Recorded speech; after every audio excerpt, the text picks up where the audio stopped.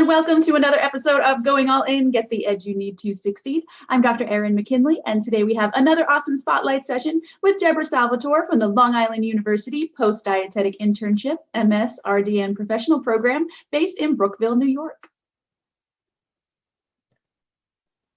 All right, Deborah, welcome to the podcast. To get us started for this episode, I would love for you to give us a quick introduction to you, your journey to RD, and how you landed in your position with Long Island University. Great. Well, thanks so much for having me. So my name is Deborah Salvatore, and I've been a registered dietitian for 13 years. I actually started my journey after high school in culinary school. I didn't really know what I wanted to do, but I liked to cook. I had always loved science. In high school, I played 3 sports, but I never even thought or even knew nutrition existed. So I decided, why not? I'll do some cooking. And I thought I was going to be like the next Emeril Lagasse or a famous chef out there. And I went to culinary school at Johnson & Wales, and I really enjoyed my time there. I got a lot of great experience, but that's where I was introduced to my first registered dietitian. So she was one of the professors at Johnson & Wales, and we had a culinary lab where we had to manipulate recipes to make them healthier. And then we also had like an actual didactic class where she was the instructor. So that's where it kind of clicked. And I was just mesmerized by the idea of doing nutrition for a career. So I didn't want to go into culinary nutrition. I wanted to go more into the sciences after I realized that was an actual thing. So I decided after my 2 years of getting my associates in culinary arts, I would finish my degree in nutrition science. So I went back to upstate New York, which is where I'm from originally, and I went to Russell Sage College, and it took me 3 years to finish my DPD requirements. And then I did my dietetic internship through Russell Sage, and I finished my master's at Sage Graduate School. And I did a variety of my rotations. I was at Albany Medical Center for my clinical rotation, and I absolutely loved it.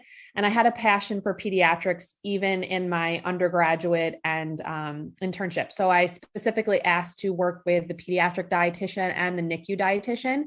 And that's where my passion just grew.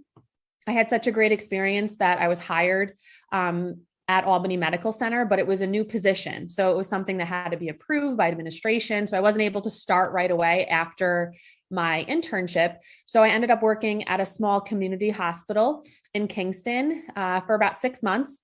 And I had a lot of great experience, but I was working with adults and just traditional medicine floors. Became friendly with a surgical PA. So kind of got to see some of the cool surgeries that were being done just because it was an area that I was interested in. And then I started working at Albany Med, and I worked there for actually 6 months before moving to Long Island for my husband's job. And I could not find a job in pediatrics right away. So I worked at a nursing home for 6 months. Again, I loved the environment, like working with the elderly. It was so, it was just really humbling and nice. And I really enjoyed helping those patients, but it wasn't the clinical level that I had strived to work in. And it wasn't the population that I had strived to work in. So after, it's like a 6-month thing, it must've been my number, but after 6 months there, a position opened at Stony Brook, and I started working in 3 different divisions within pediatrics on the outpatient side. So I worked with pediatric gastroenterology, endocrinology, and their cystic fibrosis center. So I was with pediatric patients all throughout my time at Stony Brook. But as I was in my first year there, I realized I can't be an expert at anything. And I really wanted to focus on gastroenterology and cystic fibrosis, because in cystic fibrosis, GI issues are prominent. So I kind of worked with my attendings that I was working with and the administration, and I was able to then give up the endocrinology side and give that to another dietitian. And I was able to focus then on gastroenterology and cystic fibrosis.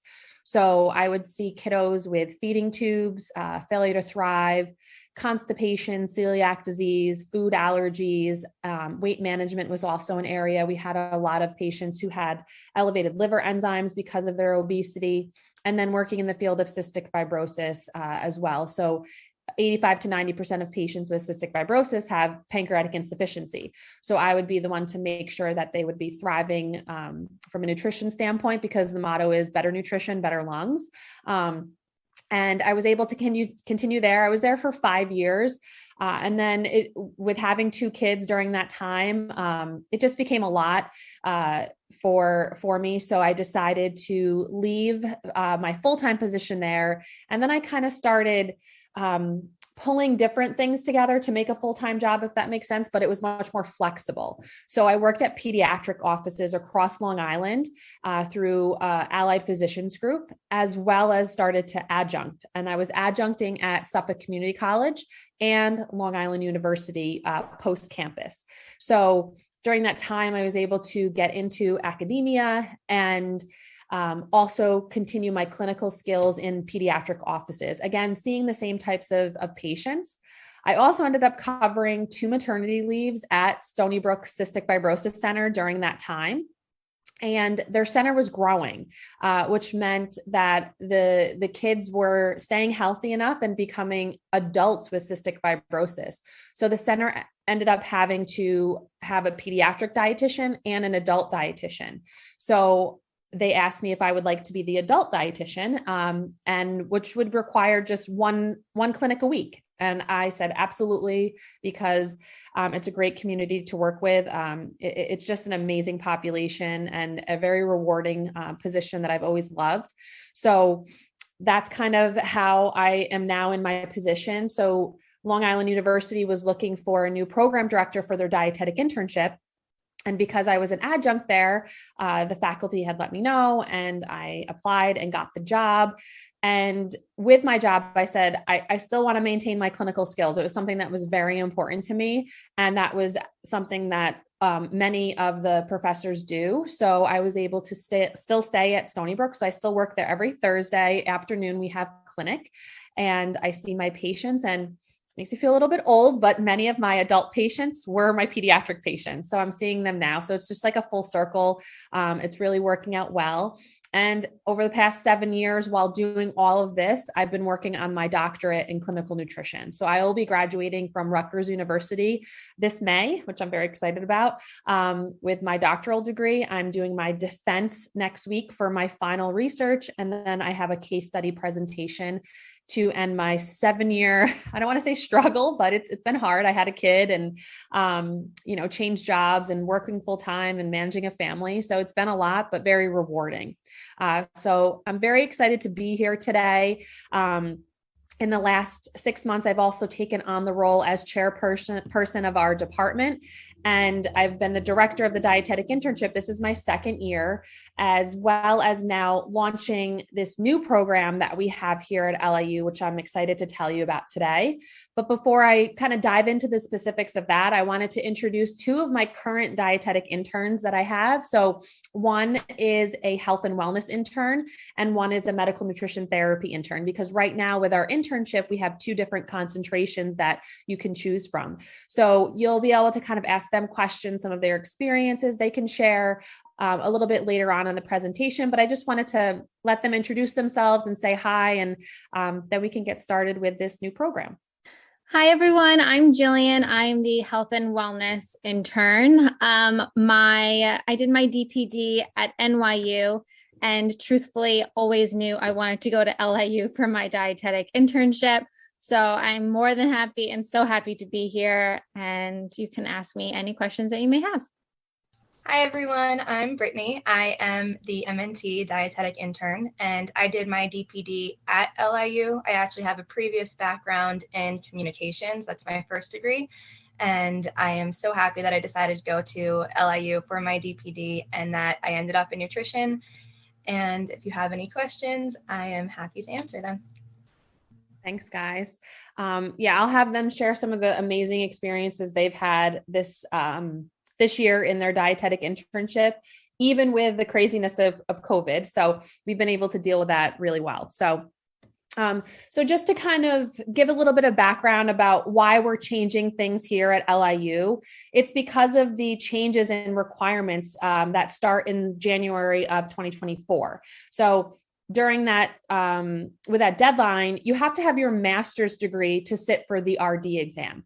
So LIU is already unique in our dietetic internship. Our internship has been around since the 1980s. It's very successful, has a great reputation. Our job placement is phenomenal. Many of our preceptors are actually postgraduates, so it's great. But we provide 14 graduate credits with our internship, but that's not your master's degree. So with these new rules, it would mean that you would still have to continue on to finish your master's before you could sit for the exam.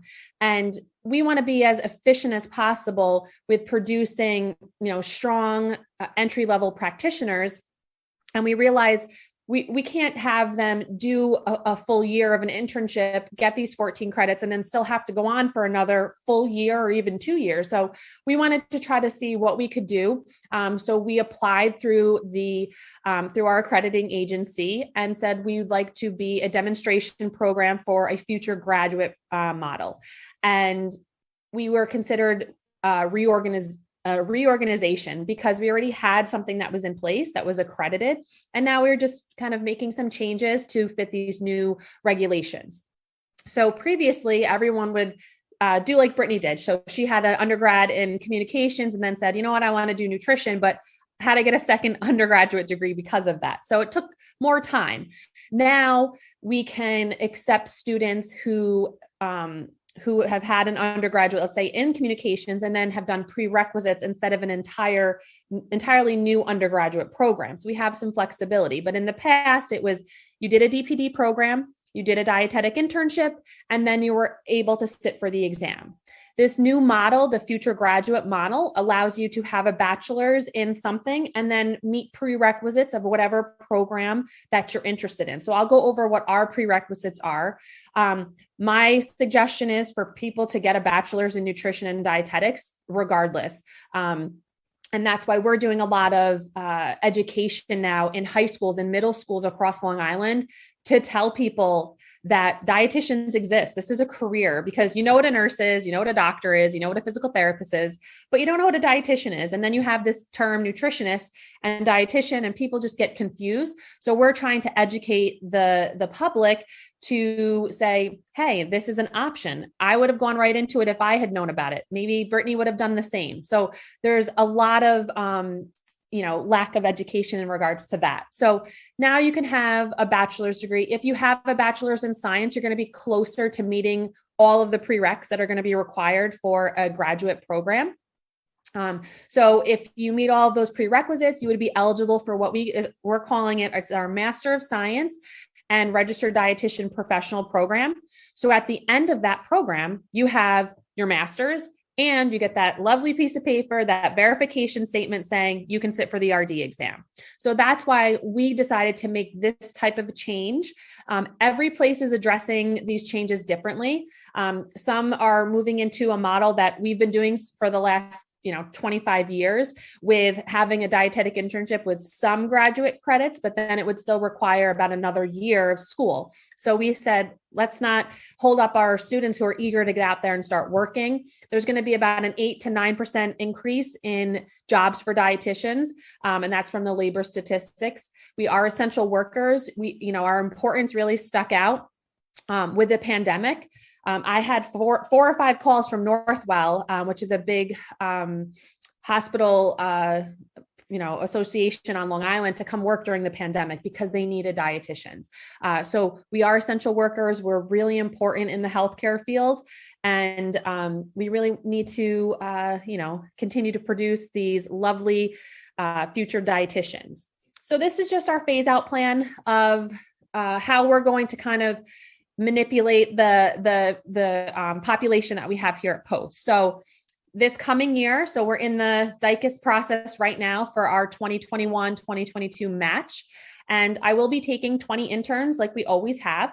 And then in the fall of 2021, I'll be accepting our first 10 graduate students. And then next year, we'll only be taking 10 students for our internship and then 20 graduate students. And then the program will close. And from then on, we'll be accepting 30 graduate students. Depending on the success of the program, the availability of our preceptors. We have over 90 affiliation agreements across Long Island and the boroughs. So depending on their ability to take our students, we might see that number grow in the future as well. So what is our program? So as of right now, the final N would be 30 students every fall. It's a 38 credit graduate program. So like I said, at the end, you have your master's and then you get your verification statement so you can sit for the exam. It's 16 months consecutively. So there's fall 1, spring, summer, and fall 2. Summer is lighter. Preceptors do not want to take students over the summer. So it would not be any time where you'd be spending on site in different facilities over the summer. That would be reserved for fall 1, spring, and fall 2. But over the summer, you have 2 courses that you take. And it allows some flexibility, a little bit of a break in the schedule, a little bit of time if individuals have to work. So that's, a nice aspect of this program. There's 1,000 competency-based hours at a variety of facilities. So the dietetic internships they have different standards that we have to follow, and they're hourly based. So you have to do 1,200 hours to say that you've done everything that you need to sit for the RD exam. And there's, competencies and outcomes that we have to measure to make sure that, you have to do hours, but you also have to show that you can be an entry-level practitioner. But this new future graduate program, it is not hourly based, it's competency based. So there's 3 different levels of these competencies that we are measuring. So you have to have the knowledge, the skills, and the ability to apply everything. And that's what you're kind of assessed on throughout the entire program. But with New York State, there's a minimum of 1,000 hours that you have to have in order to meet the requirements for having this type of a professional program. So it's kind of like a little bit of both, that you have to meet these requirements to have a successful program. So we have these hours split up within our 3 different semesters. And it is something where some of the hours are on site and some of the hours are actually in our state-of-the-art simulation center, because those hours they still count. They're considered experiential learning experiences. So it literally looks like you walk into a hospital floor at our facilities here at Long Island University. And we also have like outpatient rooms. So it looks like you're in a doctor's office or an outpatient facility. So it's really interesting. And we're also going to be collaborating with our different professions in the School of Health Professions. So we have nursing, we have speech, we have PT, occupational therapy, individuals who are looking to go to PA school. We're going to start collaborating with them to do kind of like an interdisciplinary simulations for our students. So it's really like being in the hospital, like, okay, what would speech do for this patient? And then how does that coincide with what nutrition is going to do? Things like that. So at the end of this program, you have your master's, you have the ability to sit for the RD exam, and then you can start working, which is what we all want to get to do. So this is what it looks like. So we have an orientation, and this is where we go over everything to make sure that you're ready to start the program. We have some food service as well, to make sure that we're covering food service aspects, food service management, leadership, and preparing you for those domains of the exam. We have medical nutrition therapy 1, which is, again, spent in the simulation centers to prepare you for those experiences within your clerkships. And then we start the research process, because you do a thesis because you're doing your master's program. And then your clerkship is when you're out in the field. So classes would be held on Mondays, and your time in the field would be Tuesday, Wednesday, and Thursday. And then Friday are days that you have time to catch up, do your projects, things like that. So it's not, personal care day, whatever you need, you have those Fridays. And then for the spring semester, you move into advanced nutrition. So this is metabolism and just learning different levels of that. You have medical nutrition therapy 2. Your second area of clerkship, and then advanced counseling skills to make sure that you're prepared to counsel your patients moving forward. And then over the summer, like I said, you have those 2 courses, you have leadership and public health nutrition, and then you come back for your final semester. for your research project and nutrition in the life cycle. And then your final clerkship is when you're out in the field doing your final set of practice experience. So these are some of our interns this year. So you'll see, Jillian, I don't think you're in any of these pictures. You're not, but we have Brittany over here. So this is her with Jess, one of our other interns at NUMIC. And they're at Nassau University Medical Center. Brittany was there for an extended period of time. She did her clinicals there and then did some food service. And then Jess was there for the second half of the year for her clinical. So they got to do some things together. We have Allie here. As you can see, her arm is up. This was in her counseling and education, where she was at a diabetes center. So she was able to actually mimic having diabetes and wearing this glucose monitor. So it's just really interesting, the different things that you're exposed to in our program. So I wanted to kind of show this because even though we have a change in our program from going from a dietetic internship to the MS-RDN program, these are still the same experiences that are going to be happening. It's just kind of the schedule's a little bit different. Right now, our interns are out in the field Tuesday through Fridays. And then we have seminar every other Monday. So it's just a little bit of a change in the schedule, but you're still getting all of these great experiences. So we have Melanie doing cooking demos, doing some things for Nutrition Month. Noah was doing a bunch of things for Nutrition Month as well. We have Emma doing some different types of events at Northwell. And then Kirsten was doing things with Meals on Wheels. So with that, I want to kind of turn it over to Jillian and Brittany. And I want you guys to talk a little bit about some of the experiences you've had, and then we can see if there's any specific questions that anyone has before we, finish up this presentation side of things. Yeah, I'll do. So like Deb had said, I spent majority of my time at Nassau University Medical Center, which was fantastic. So it's a level 1 trauma hospital, and I really saw how needed dietitians are in a hospital, and I was involved in everything. My preceptor is so hands-on and is so knowledgeable. My favorite days are when I helped my preceptor insert feeding tubes, which was something that I never would have thought that I would be able to do. But now that's an interest of mine, and I really want to be certified as a nutrition support specialist. And without having that experience there, I probably never would have thought that. I saw so many different things. I got to conduct metabolic heart studies to see the patient's actual energy needs. I went to speech and swallow evaluations with the speech language pathologist. I went with the cardiologist one day. I was all over the hospital, and it just really showed me how involved dietitians are in all areas, that it's not just, oh, are they eating okay? It's really being involved with everyone who works there. And I also did my food service there, which was also really fun. That was something that I, again, didn't think that I would really enjoy that much, but I did. I had a great time.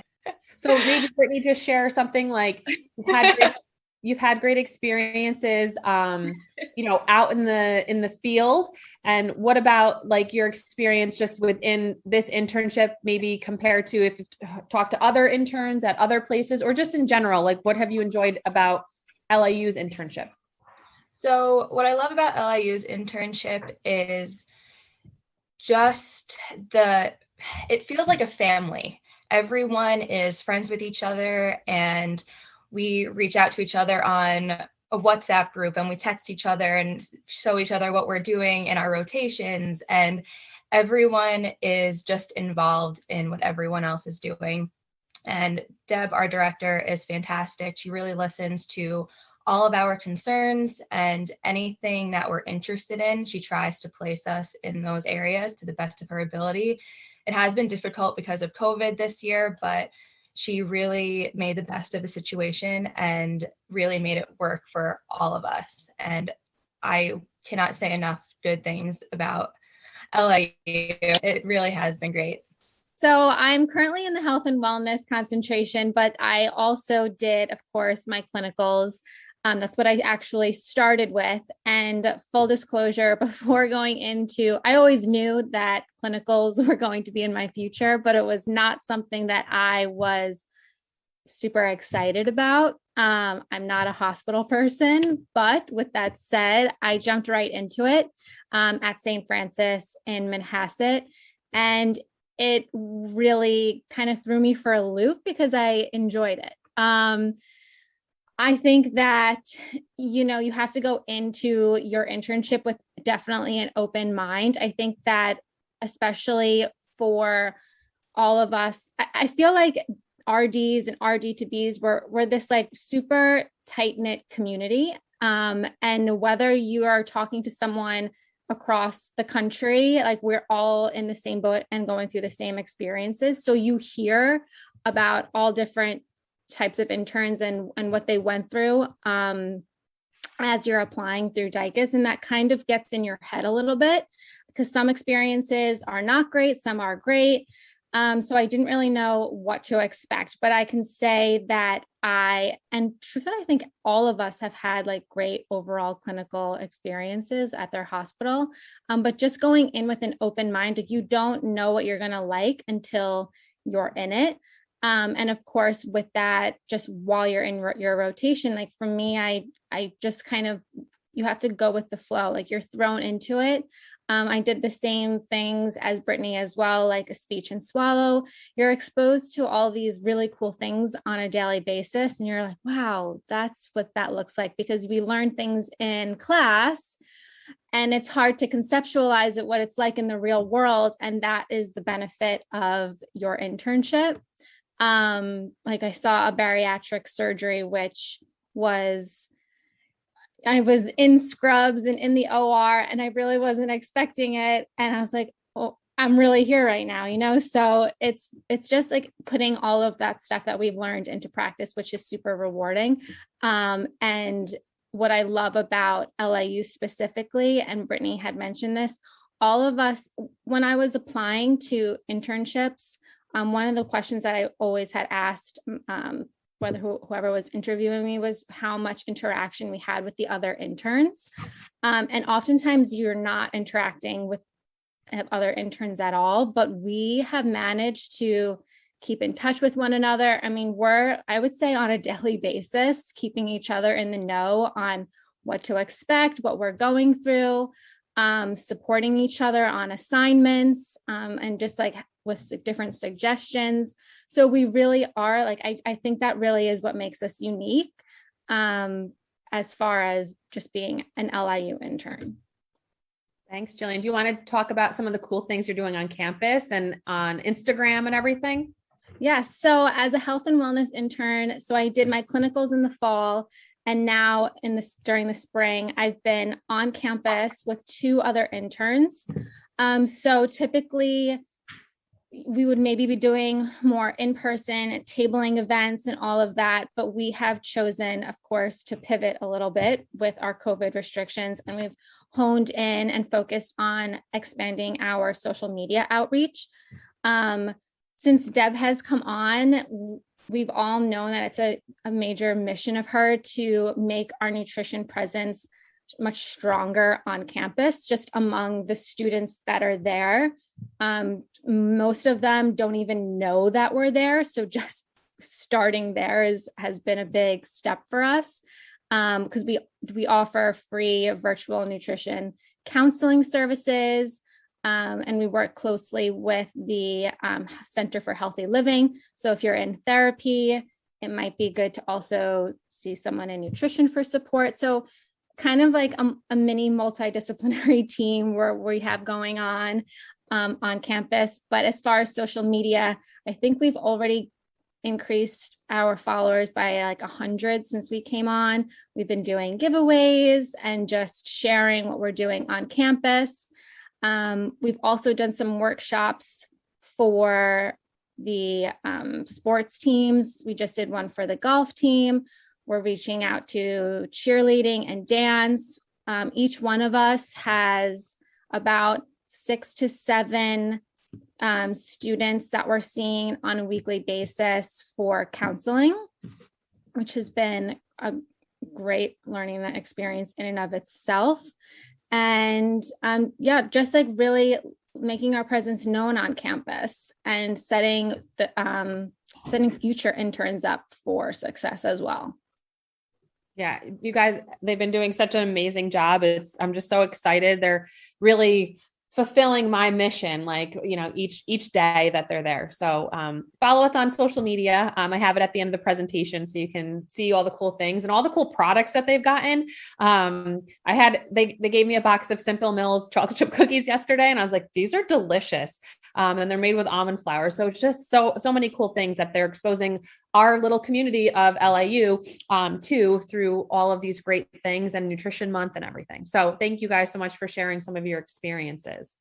So to move on with the new program, again, it's going to be the same thing that Jillian and Brittany are talking about, the same experiences that you're going to be getting, but now we're going to be looking at competency-based learning versus, checking the box with hours. There are a certain number of hours you have to do for certain reasons, but to see if you have met the requirements to get that verification statement, you have to say that you can demonstrate that you have the knowledge, the skill, and the judgment to perform a particular function. So this is something that we see on the RDN exam, where when you're looking at the answers, there's more than one that could be right, but what's the best? So this is making sure that you have the ability to make that judgment call through this new future model of, education within the nutrition and dietetics field. It does not equal a list of tasks, although we will continue to provide that. So Jillian and Brittany are well aware of our rotation tasks list, but it's just a way to give you some ideas of things that you can do, but it's not set in stone. So we manipulate things if it doesn't work in one rotation to make sure you still get a great experience. So it might be doing, some type of a survey or some type of data collection or whatever it might be. So there's all these different aspects where we want to make sure that you meet the minimum proficiency to be an entry-level practitioner. And that's what we're still doing now. It's not a big change. It's just a change in the program because you have to have your master's now. So we have to, stay up with the times, and we're ahead of a lot of other programs. So we're very, very excited about that we've made this leap, and we're starting this fall because many other programs are going to be a couple years behind. So this is just a sample of like a grading rubric. So we have this same, ADIME rubric, but we've made some changes because we've listened to our preceptors too and realized that it's not just 1, 2, or 3, or not just meeting expectations or not meeting expectations. There's people who fall into, an array. So we've expanded our Likert scale so the preceptors can really provide the interns with more concise feedback and saying, okay, maybe you're starting at a 4, but then the next time you did it, you're at a 6. So you're still meeting expectations, but you're progressing.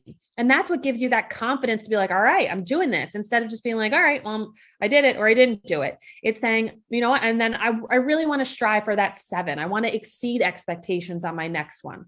So it's a way for the intern to self-reflect on their progress throughout their entire program. So that's just one example.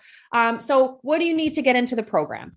So to get into this program, there is no match process at all. You need to have your undergraduate degree. You have to have a bachelor's, and then you also have to have all of these prerequisites completed with specific grades. So it's a C or better in our chemistry courses. And in our nutrition specific courses, we're looking for a B or better. We do have a 5-year recency for some courses. So we do have a lot of people who switch careers and come back. So we do expect biochem, nutrition metabolism, and nutrition courses to be within the last 5 years, because that's going to set a foundation for the ability to go through with medical nutrition therapy. So that's really, really important. If you come from a DPD program, you're automatically eligible to apply for our program. So that's why, it really is going to provide an amazing foundation, and you're going to be a step ahead as far as that's concerned in such an intense program. There's going to be a learning curve for some individuals who have an undergraduate degree in something else and have only taken these prereqs, because think about DPD programs. So you take more than just nutrition metabolism, introduction to nutrition, and food science, right? You take exercise and nutrition, you take nutrition communication, you take community nutrition, you take, nutrition in contemporary society. I'm just thinking of some of our specific undergraduate courses. We have, cultural foods, all different things that you're getting in a DPD program that I can't neglect that.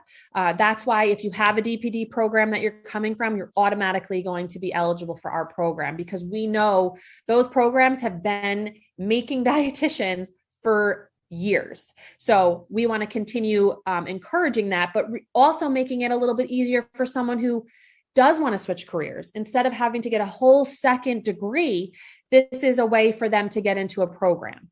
As long as they're meeting these grades and requirements and things like that, they're going to be able to come into our program. So every February, we're going to be have a deadline for our application, which will be up on our website each year. And all applicants who submit the application materials and meet the admission criteria, they'll be reviewed by a selection committee, and we will have interviews. So it's very similar to the match process without the confusing DICUS process and the actual matching process. That there is none of that is going to be required. So we have waiver fees for applying for our graduate program for those who are applying. So there's not all those additional fees that you might have with the DICUS application. I know when I did the match process, it was the most stressful time of my entire life. So I feel for all of my applicants, and it's like, I'm sorry, but luckily for this, we're not going to be doing the match process, which is, another little check off the anxiety pool. So that's really helpful. So in order to apply, you're going to do an online graduate application. And then there's also a supplemental application that we request. So it's kind of like, so we can keep our own records of all of your information. So we have our admissions office, and then it's like, I'm a mini admissions office within the nutrition program. A current resume or CV, a DPD verification statement, or transcripts that say conferral date for your bachelor's, as well as all of those prerequisites that we just talked about. We are looking for a minimal GPA of 3.0. So this might be something that you see either a little bit lower or a little bit higher than other universities. Everyone's going to set their requirements differently, but we feel like a 3.0 is really a good range for you to be able to take in and apply all of those advanced concepts from a graduate degree. But we also realize not everyone is a 4.0 student. So, and they make amazing dietitians. So I was a C chemistry student. I could not wrap my head around that stuff, but I got A's in A and P. So everything kind of balanced out. So this is why we came up with this. We have specific reasoning behind it. We do request we do require 2 letters of recommendation, one from a science faculty and then one from whoever else. It could be a boss, a coach, or another faculty member, but we do want to see how you do in those science courses. And good news is, another thing, you do not need to take the GRE for our program. I was so happy when I didn't have to do my GRE for my master's or my doctoral program. Some people are just not good at taking these standardized testings and things. So we are happy to say that is not required. Again, your official transcripts, we will be accepting international students as well. So there are certain processes that they have to go to so we can have a transcript evaluation for equivalency.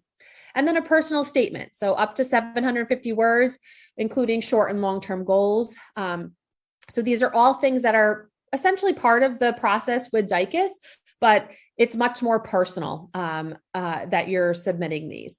And then you would be scheduled for an interview.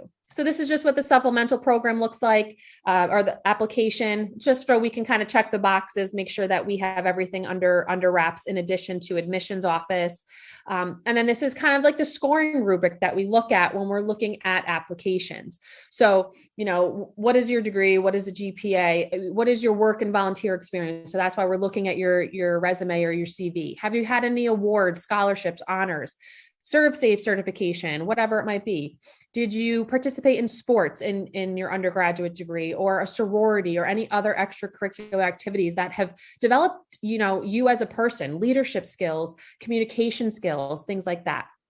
And then your recommendation letters weigh in on that, and then your statement of professional goals. So applications, this is my information. If you have any questions or want to know a little bit more about the program, I'm happy to answer anything. I even tell individuals, even if you're not coming to LIU, I want to make sure that you're being given the correct information, and realizing that if you're coming from another program, another degree, where it's not in nutrition and dietetics, you have to realize it's going to take you time to complete prerequisites. So even though individuals might say, oh yeah, our program's only 16 months, but there's prereqs before that. So it could take you a year of prerequisites if you have an undergrad in communications. So I want to be real. I want to share the information with you, answer any questions that you might have. So you can decide what is best for you as an individual. Is it LIU, or would it be somewhere else? So I'm happy to answer any questions that you have. You can always email me. I'm happy to respond to any of these types of questions. So with that, I want to open it up. And this is our information for social media. Please follow us. Just see the cool things that our interns are doing. So as Jillian said, they're talking. I'm not on that text. That's Deb isn't on this text. So we can talk about anything, but it's a way also for them to share with each other. Hey, this is what I'm doing. And then Jillian and the other health and wellness interns, they post that on Instagram. And then as I have my interns from last year who are passing the exam, I'm texting Jillian and Alyssa and Mackenzie, and I'm saying, hey, can you shout out, Lindsay, she just passed her RD exam. And so we're giving all of these, props. And then it also is a way for people to follow you on your own social media pages if you do have that interest as well. So just a great thing to follow along and get some cool recipes, see some really cool products that are out there. And with that, I want to thank you. And then we can go from there. All right. So I'm going to jump right into the 5 questions that I ask all the programs that come on the podcast. And these questions were put together with the help of my students to make sure that I was asking the questions that they really wanted to know the answers to from different programs. So the first question is, what is one thing in particular that you just really love to see when you're reading an applicant's personal statement? I have to say, I make notes on my rubric when I'm reading personal statements about it's personal, where they've taken some type of experience that they've had. And it doesn't have to be like life altering by any means, but it just makes such a bigger impact than, I would say, I'm a very type A person, than a type A person written personal statement, which is like, I checked all the boxes and I have everything in there that I needed to cover. But you're able to do that in a way that really makes you stand out if you're able to relate it to something. So even just starting with a quote, the Hippocrates quote, let food be thy medicine, medicine be thy food. I've had individuals start with something like that, or I've had individuals talking about a journey that they've had with maybe an eating disorder, and the cake at the cake was never a problem, and then it became a problem. And I'm happy to say now that I'm in this field, I can eat the cake. It's like something like that just stands out. Or I have, people who are in dance and just some of this, they kind of walk you through a story. So I think the more that you can relate it to you as a person, growing up and having a garden with your grandmother, it could be anything. And it just, to me, when I'm reading it, it makes you pop. It really helps you stand out. So if you can have something that connects to you as an individual, that's really what I love reading, those personal statements. So that's really what stands out to me, is more of a personal feel to it. All right. So talking about resumes now, are you a fan of the 1-page resume, one and done, or are you a little bit more flexible depending on their experience they're bringing in? I'm definitely flexible. I'm not going to, if you have more than 1 page, I'm not going to write you off. That's, but I do like the the clear, concise one pager. I think it just presents very nicely. But if you have someone who has extensive experience, then it could be a 2-pager. I have to say, Jillian has an amazing resume. It was one of those things when I met her at my open house and she gave it to me in this like clear plastic folder. I was just like, this is beautiful. It's really like a work of art. So, and it's just because it's clean. It looks nice. So I prefer the one and done, but I wouldn't write someone off if it was more, because I think it's individualized. I can't keep mine to a 1-page now. All right. So what is maybe one or maybe more things that an applicant or potential applicant may do? And this could be in any communication you have with them prior to applying or something in their application, something that would raise a red flag for you where you would think maybe this person isn't the best fit for our program. I definitely, following directions is something that I don't want to say irritates, but it becomes frustrating. If everything is on the website of what you should be including and it's not included, that's definitely a huge red flag for me. Or if you ask a question and the answer is on our website, that's another red flag. It shows that you lack attention to detail and that you didn't take the time to do what you needed to do to prepare yourself. So that's something I would say is a red flag for me right away. And in the DICUS applications, just as an example, if you do not have the requirements that we ask of, it's an automatic. We don't even look at your application. So we know that you're transitioning into this new program, but what is one thing maybe about the supervised practice experience that you're really still working on trying to make an even better experience for the interns?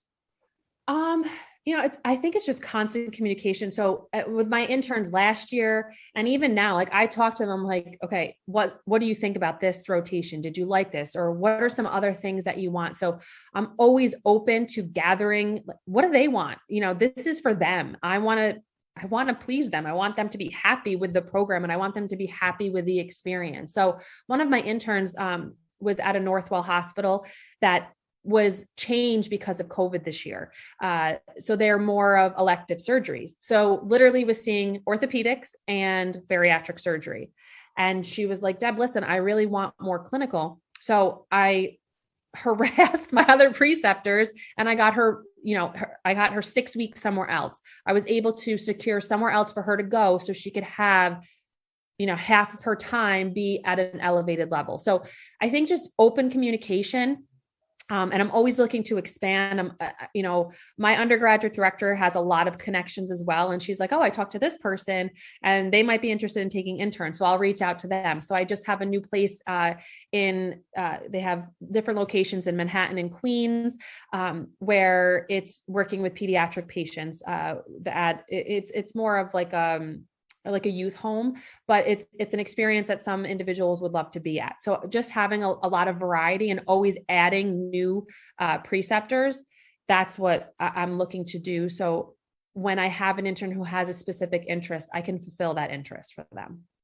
All right. Well, my last question of the 5 is a 2-part question. And the first part is, what are the 3 best adjectives, descriptors, or phrases that you feel best describes your program overall?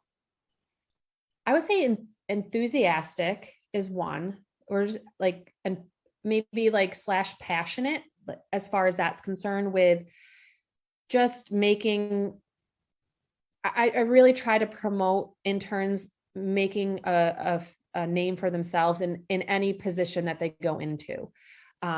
Confidence goes along with that as well. So I would say like passion, confidence, because I want you to go out and realize that you don't have to be a quiet dietitian who doesn't speak up. I want you to, not that I want you to argue with physicians, but I want you to be able to go to them and say, actually, this is what should be done. And here are 3 studies that back that. So I would say passionate, confident, and close knit, where like it does feel that we're comfortable enough to have these conversations of, I don't like this, or I think this could be done better. Even with my seminar classes, I ask them, okay, what did you like about this and what did you not? So I can improve it as we move along. And was there something that we haven't done yet that you're looking to achieve? So I think those are my three. Jillian and Brittany, do you guys have any other adjectives that you might describe from your aspect, Yeah. Like the biggest one that initially came to my mind right off the bat was supportive. And that's like, Deb has just answered all those questions, and I can fully back her up on everything she has said. I mean, the hustle that she puts into like making sure that we're happy and like we're getting everything we possibly can out of this entire internship, the rotations.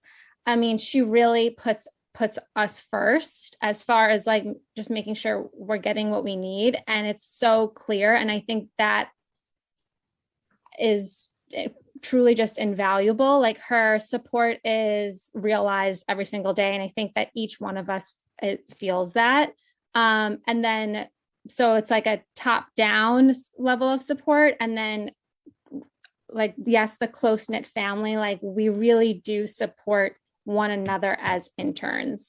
And I think that that's, maybe we have just a certain type of intern that applies to the program, or the type of people that Deb looks for. So I think that's something that we're experiencing that will also continue on for other classes as well. I agree with Jillian. I do believe it is very supportive. We're always looking out for each other, helping each other. There's no competition between any of us. We're always just making sure everyone else has the best experience also. And I would also say that it's very empowering. So from the first day that we all met at orientation in the beginning of the year, we were given expectations, what we were supposed to go into our clinic goals and act like and be professional. And I went in and I knew exactly what I needed to do, how I needed to be. And I was prepared from the get-go, from everything that Deb had taught us, said to us, I guess also from my DPD at LIU as well. But we knew what was expected of us, and we were confident and strong going into all of our rotations because we knew what to do. We were well prepared. All right. Well, the second half of this question, very similar to the first, the best 3 adjectives, descriptors, or phrases to describe your ideal applicant. Adaptable is a big one. And my interns this year, and even last year with COVID striking in March, that has been, that's key, because with adaptability comes flexibility. So, I don't know if it was Brittany or Jillian, but like you go with the flow, like you just, okay, I move on and I do this. So that's definitely something that if I see those types of descriptors in a letter of recommendation, it definitely stands out to me. So that's one. I would say responsible, because that means that you can take on the responsibilities that you need, but also to understand like being respectful, being professional. I think responsible just kind of captures all of those types of qualities. And then creative, because that, I don't know, I think it intertwines with being adaptable. Like you're able to be like, okay, I'm going to switch this, or I'm going to, I came up with this really creative way to do X, Y, and Z. Or when you're submitting a lesson plan, or when you're, providing an in-service, your creativity really will help. So I think those are my 3 main ones that I look for when I'm reading letters of recommendation, or when I'm doing an interview. Those are things that really stand out. All right. So I'm going to turn it over to Brittany and Jillian. What do you feel are some really important qualities that you feel future interns need to have? I think that Deb really nailed it on the head. Definitely creativity, because you'll notice as an intern, yes, you need creativity for your assignments and your in-service, but you're at these rotations for like, especially clinical, for 10 to 12 weeks. So they're pretty big chunks of time. So if you want to see something else, or if you want to do something else, you have to kind of like have that creativity to bring that to the table, and even go as far as having like a implementation plan. Like, hey, I can come in these hours and do this, because you have to realize that that your preceptors and the people who are working there, it's time out of they have full-time jobs. So them taking you on is a huge gift that we're also grateful for, but you also want to make sure you're providing some sort of value as well. So like just coming up with like, hey, I want to do this and here's how I'm going to do it kind of thing is a huge asset, I feel like, or just as a trait to have. And then that also comes with just being flexible, going with the flow. I think it's also really important to, I think that Deb had said, I think we're all type A personalities in this field, honestly. So having like stress management tools, and yes, we have that every other Monday off. Like sometimes I really just do need a personal day. So knowing when to push yourself and knowing when to say, hey, I need a beat and like then kick right back into it, is also really important. I would say also to be enthusiastic. So to not just be a wallflower, just watching everything going on around you.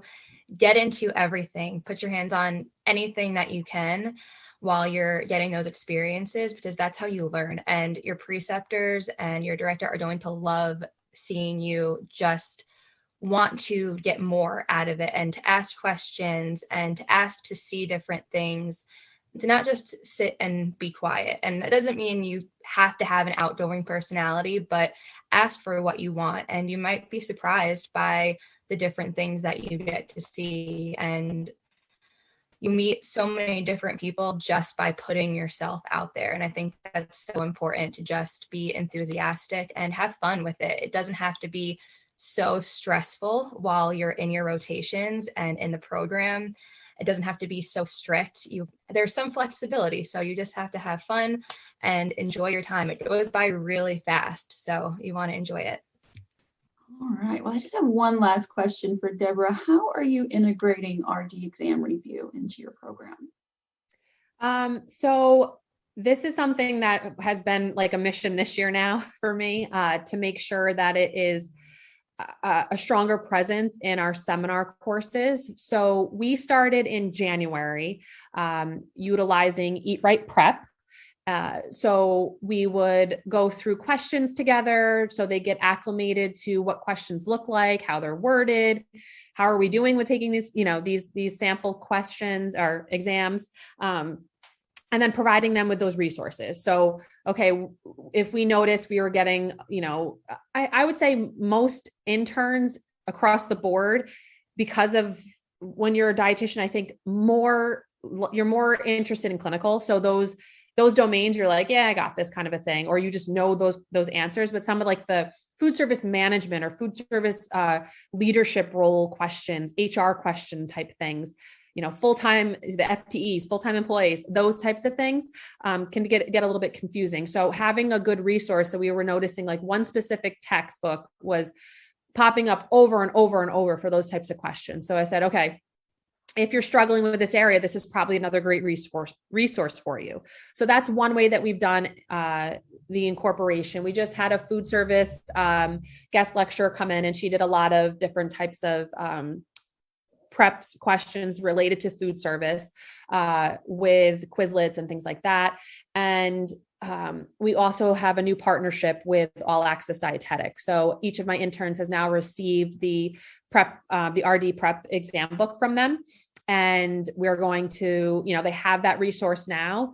And for the remainder of our seminars, they're going to, be incorporated into the ones that we still have lectures left, because we have case studies coming up, but we also have a 2-week wrap-up week at the end of the internship. And that's where we go hard with studying and ideas for studying and things like that. But in January, when we started this, I brought in interns from last year, and there was, I think it was 3 of them who had all taken the RD exam. One had actually failed and then taken it a second time. So he talked about his experience of how he changed to studying, and then was able to pass it the second time. And they were able to say, this worked for me. This worked for me. So you realize that studying is very individualized. So I was the type of person, I needed to go to Jean Inman and I needed to hear her talk, versus some people can read this new RD exam prep book and they can feel prepared. So everyone studies differently. So I wanted to give them the tools to realize, like, there's so many different resources. I'm giving you, 2, and you get 1 hard copy and then the other ones we use together. But that's how we're incorporating it. And then our plan for next year, because again, this is my second year as director, and with COVID, things have been a little wavy. So for next year, when we have certain talks, so we've talked, like we've had an eating disorder preceptor come in and do a talk about that. We've had, someone come in and do enteral nutrition, and then someone come in and do parenteral nutrition. So my plan for next year is to take the sample questions from that relate to those diseases and add them to those seminars specifically. So that way it's like, okay, from the first seminar, you're also getting the incorporation of these questions.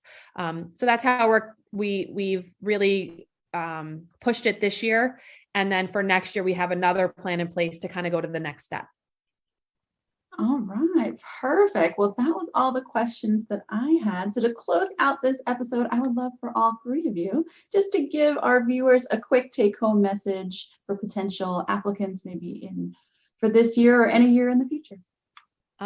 So for me, I think for someone who reviews applications, just really make yourself stand out in a way that shows who you are. So you don't have to be the cookie cutter, perfect student person, but what makes you unique? How do you stand out? So some people aren't able to do volunteer work because they have to support themselves through school. So talk about that. Just really bring it to a personal level, because I know it sounds strange, but it's like, I remember, like, I kind of like shrink you and put you on your application, and that's how I remember you. So if you're able to do that, I think you're able to really stand out and realize you have so much to give and you are more knowledgeable than you think you are. So just have that confidence and just make yourself shine.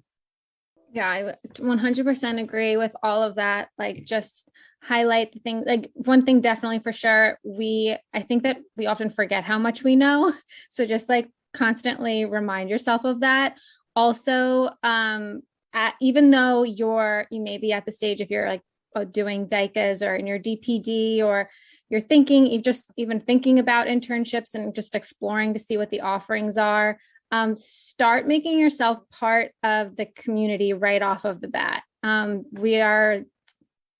I know that social media has its pros and cons, but the pros are it's easy to like just jump in and be a part of the community. So follow, and most programs now have Instagram pages or something like that. So start following on there, like see who the dietetic interns are. Everyone's tagged everywhere now. So reach out and just get to know people. That's what I did. I was asking people, getting the inside scoop on what did you like about this program? What did you not? What should I know that I don't know?